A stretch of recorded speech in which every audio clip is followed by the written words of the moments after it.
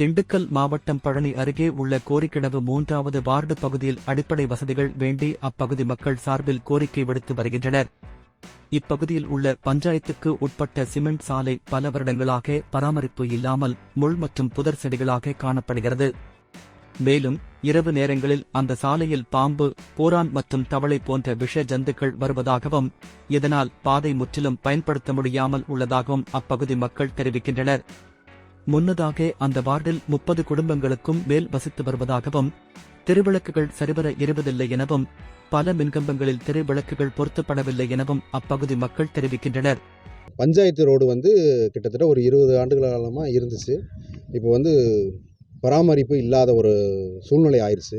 இதனால் நைட்டு பாம்புகள், தேளுகள், பூரா, தவக்கலை இதெல்லாம் ரொம்ப நடக்கும்போது ரொம்ப கஷ்டமாக இருக்குது நைட் நேரத்தில். அதுக்கு இந்த கம்பத்துக்கள்லாம் சுற்று வட்டாரத்தில் லைட்டுக்கு கரண்ட்டுகளே கிடையாதுங்க. நைட்டு நடந்து போகிறதுக்கு ரொம்ப சிரமமாக இருக்குங்க. மெயினாக அம்மாபட்டி ரோடு தான் இப்போ யூஸ் பண்ணி வந்துக்கிட்டு இருக்காங்க. இருந்தாலும் அதுலேயும் கரண்ட் இல்லாத ஒரு காரணத்தினால ரொம்ப சிரமமான ஒரு சூழ்நிலையாக இருக்குங்க சார். மெயினான விஷயம் என்னென்னு கேட்டிங்கன்னா, பாம்பு, தேளு, பூரான் தான் நைட்டு ரொம்ப இதாக இருக்குங்க. அதனால் இந்த 12 அடி ரோடு தான் சார். இது பஞ்சாயத்துக்கு உட்பட்ட 12 அடி ரோடு போட்டது. பராமரிப்பு இல்லாமவே பண்ணிட்டாங்க. ரொம்ப பாருங்கள், நீங்களே அது இதில் பார்த்து ஒரு அமைச்சர் சக்கரமணி அவர் தொகுதி, அதனால் அவர் நல்ல ஒரு இது பண்ணி கொடுப்பாருன்னு ஒரு கோரிக்கை வச்சு கேட்டுக்கிறோங்க. எனவே அப்பகுதிக்கு உடனடியாக சாலைகளை சரி செய்தும் சாக்கடை வசதி, தெருவிளக்கு போன்றவற்றை சரி செய்து தர வேண்டும் எனவும் அப்பகுதி மக்கள் கேட்டுக் கொண்டுள்ளனர்.